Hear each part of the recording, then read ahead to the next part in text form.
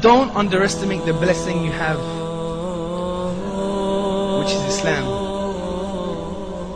My parents are not Muslim. My wife is in the audience and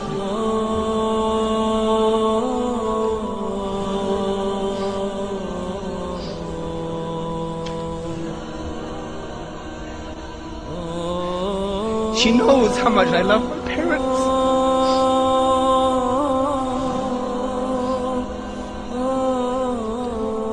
And my parents love me.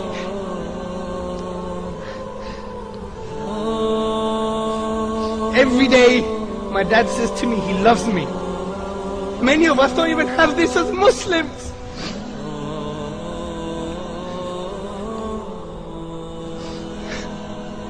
But if my dad dies like this, where is he gonna go? You could pray for your parents. I can't pray for my dad when he dies. This is the reality, brothers and sisters. This is the reality. Don't underestimate the blessing Allah subhanahu wa ta'ala has given you.